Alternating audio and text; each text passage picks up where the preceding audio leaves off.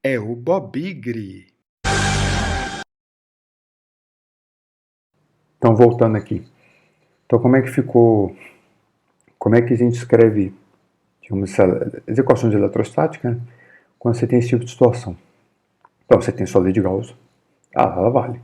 Né? Então, o divergente do campo elétrico é ρ. É ε0.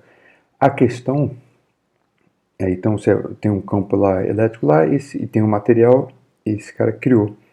Definitivamente, o que esse material, que ele mudou no problema? É que agora o seu ρ não é assim, eventualmente você tem cargas livres, né? Mas você tem seu material dielétrico. Então o seu ρ você tem intensidade de carga induzida, né? O ρ polarizado. Então esse, na verdade, esse ρ é carga, outras cargas que não tem nada a ver com o dielétrico, chamamos esse cara de livre, vai dizer que daqui não está preso ali, e a parte do dielétrico. Só que essa parte do dielétrico, ele é o divergente da polarização. Isso que eu estou falando que o Landau sai direto daqui. Né? Ele argumenta que isso aqui é um divergente de um campo vetorial e vai fazer o que eu vou fazer aqui. Então, na verdade, aqui dá para descrever a equação toda em termos de ρ livre, quer dizer, como fonte, jogando que é divergente de R e divergente de P. Vamos jogar esse ε0 para cá e esse cara para lá. Então fica tudo divergente de um campo, de um campão, aqui, que é o E e o P. E ε0. Esse campo aqui todo é o que a gente chama de campo de deslocamento, a gente chama de D. Você pega livro, às vezes TE, as equações de Maxwell estão escritas em termos dele. Né? E tem um H para o campo magnético, não tem E e B só. E esse D é definido assim, esse cara é o vetor de deslocamento elétrico. Olha o que é curioso dele, o que a fonte dele são as cargas livres. Né? Então essa combinação de polarização e campo elétrico, na verdade, sempre ficou divergente. Né?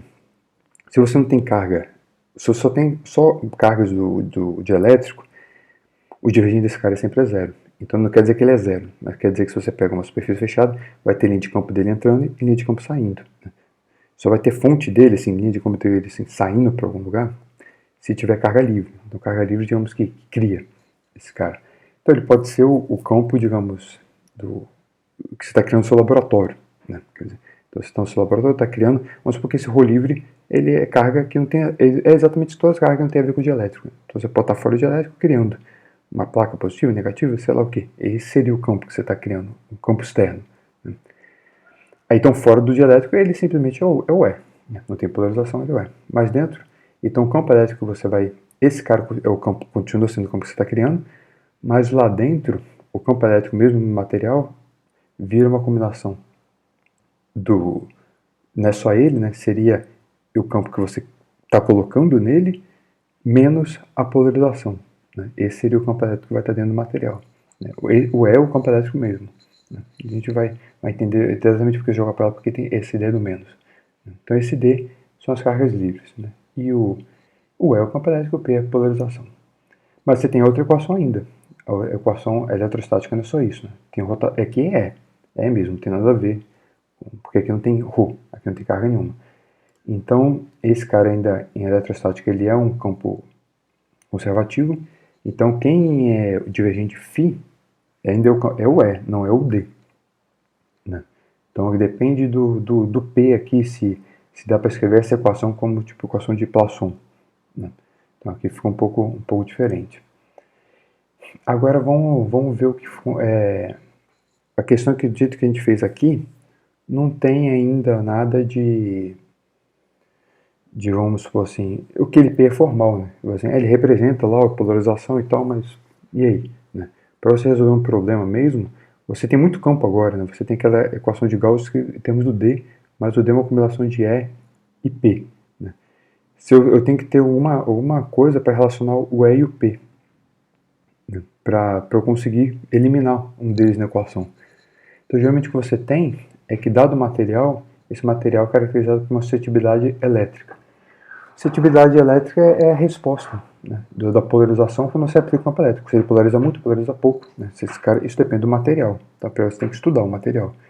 A lei mais geral que você pode ter essa polarização seria uma relação assim, tensorial. Né? Então, você dá a componente x desse cara, ele poderia eventualmente depender da componente x, y e z.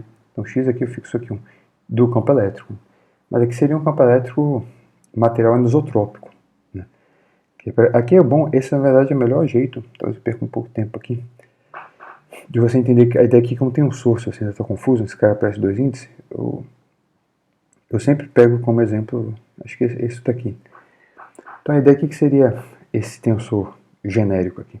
Até função do campo elétrico. Quer dizer assim, você tem, essa é uma equação a priori não linear. Uma relação vetorial, ela é linear, assim, força é aceleração, relação de força é MA. Então, se você aplica uma força nessa direção, o cara acelera nessa direção, né? Isso é ok para pontos.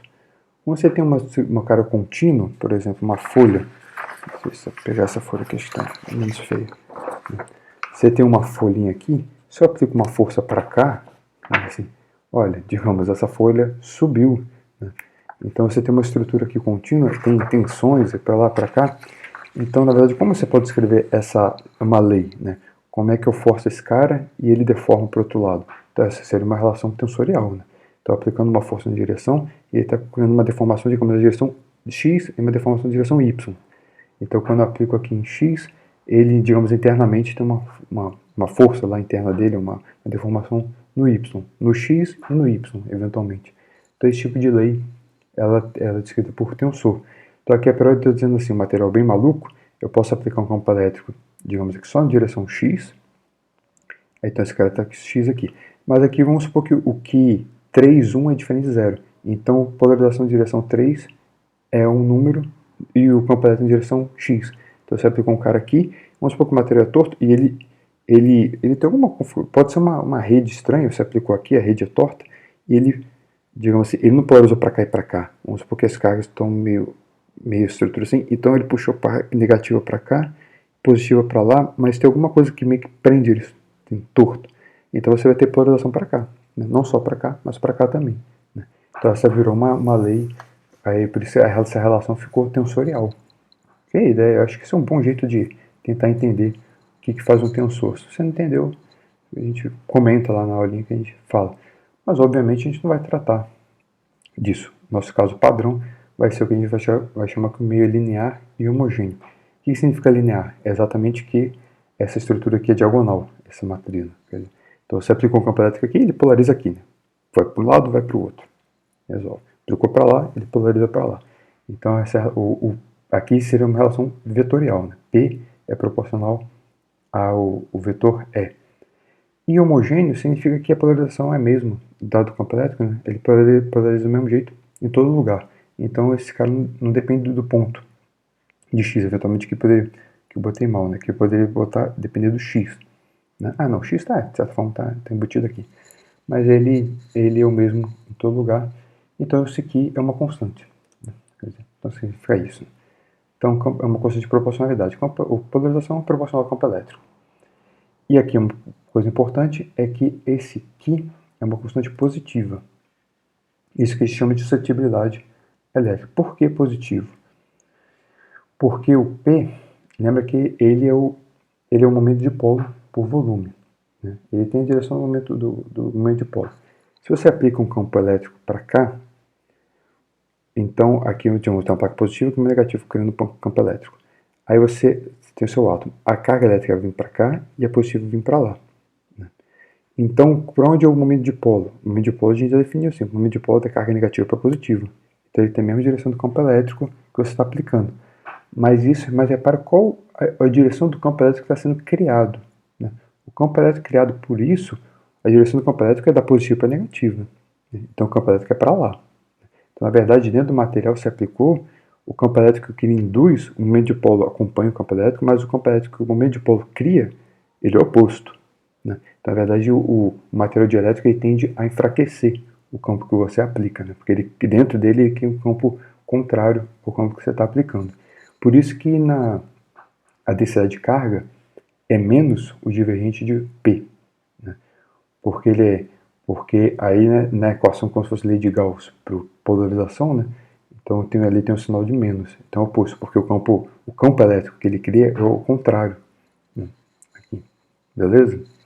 Então guarda essa informação aí. Então quando você tem essa situação, então volta que você tem um dielétrico linear homogêneo, no lugar do P, você bota o que vezes E, né? Esse aqui é o que caracteriza o material. Então, cada material tem o seu key. Você faz o laboratório, você pode ficar aplicando campo, vendo como é que está polarizando, fazer vários experimentos e determinar esse key. Então, cada material tem o seu. Aí, agora que ficou simples, né? Quer dizer assim, você pode botar em evidência aqui, o epsilon 0, ficou esse cara. Isso aqui é uma constante, né? Sim, isso aqui é número, né? Constante adimensional. Porque esse cara está mais óbvio aqui, né? Esse cara aqui tem... Você tirou, aqui sobrou... O D tem dimensão de epsilon e campo elétrico. Né? Então isso aqui é número, isso daqui é o que você chama de constante elétrica. E essa constante aqui é a parte importante, que ela é maior que 1. Então, no caso... geralmente não vou trabalhar com Q, vou trabalhar direto com K. Esse K aqui que é um número, dado 1,5. Né? É o seu material. Então, quando você substitui aqui K, ou então, ao invés de trabalhar com K e epsilon 0, você pode trabalhar, muito comum, trabalhar simplesmente com epsilon. Isso se chama de permissividade elétrica do meio, aqui do dielétrico. Então, esse cara tem um epsilon que necessariamente é maior que epsilon 0. Então, você substitui isso aqui, né? Então, o D virou epsilon, epsilon constante, é. Volta lá na lei, né? Era o divergente de D igual a carga livre. Então, aqui saiu epsilon, divide, a lei de Gauss voltou a ser lei de Gauss que você está acostumado. Né? Então, na verdade, sim, você dá uma distribuição de carga e divergente de E errou sobre epsilon. Onde está, mas aquela carga, ela está no meio, né? No meio dielétrico. Onde está, e esse meio dielétrico polariza, faz toda aquela discussão nossa. Onde está toda a contribuição daquela polarização? No epsilon. Né? Então, você fez tudo isso para mascarar tudo, depois simplesmente mudar o epsilon. De certa forma, você pode imaginar que o vácuo é um dielétrico. Né? É o dielétrico com a menor, como eu disse, permissividade, não é isso? Com a menor permissividade, né? Que é o epsilon 0. Né? Quando é K igual a 1. E quando você tem um outro meio que não é o vácuo, esse epsilon fica maior que 1. Então, o vácuo é um meio, é um dielétrico homogêneo isotrópico, né? Para K igual a 1. Né? Seria essa a ideia aqui. Então, aqui nessa situação, você sabe que o E é divergente de φ. Então, beleza, deu lei de Gauss, ou lei de Poisson, lei de Laplace, tudo que a gente conhece está resolvido. Beleza? E... estou ficando um pouco grande, que eu acho que vou fazer mais um intervalinho. Então, o campo elétrico criado aqui por essa carguinha pontual, vamos supor que você tem uma carga pontual dentro do dielétrico. Como é que ficou esse campo? Virou, aqui você botou um ρ, um delta Dirac aqui, carga delta Dirac. Virou o campo lá de uma carga pontual, só que você botou uma carga aqui, repara que vai aparecer um epsilon, não epsilon 0. Então, se você quer voltar para o epsilon 0, aqui aparece um K dividindo. Então, efetivamente, você tem uma carga num dielétrico, é a mesma coisa que você ter a carga no vácuo, só que essa carga é diminuída, né, por um fator K. Então, a constante dielétrica efetivamente diminui a carga do cara. Né? Seria a carga efetiva, é o Q sobre K. Que é menor, esse foi, digamos assim, o dielétrico ele blinda a sua carguinha. Né? Quer dizer, mais ou menos a ideia assim. Então, se eu boto uma carga aqui, ele polariza aqui em volta. Então, quando você quer saber a carga elétrica por aqui você tem um conjunto de carga positiva e negativa, e esses caras, efetivamente, eles diluem um pouco a sua carga. Então, efetivamente, seria ter uma carga no vácuo, né? Só que uma carga com um pouco menor. Né? Em termos práticos, para você entender como esse cara dilui, é porque a ideia aqui, né? Esse campo daqui, digamos, vamos supor que é carga positiva. Então, campo para fora. Só que aqui é positivo, aqui é negativo. Então, aqui tem um campo para dentro, para dentro, para dentro. Então, esse campo, na verdade, o seu campo elétrico é uma combinação linear, né? Do campo dipolar para dentro e esse campo radial para fora. Então, no final, fica um campo para fora, só que mais fraquinho. Então, para o nosso caso, para a gente tentar separar o elétrico e a polarização, né? Esse daqui é o D, né? Porque não tem epsilon nenhum. Esse daqui é o campo elétrico, a gente discutiu, que tem um K. Né? Então, o que é a polarização? É menos o outro. Então, aqui seria o campo de polarização.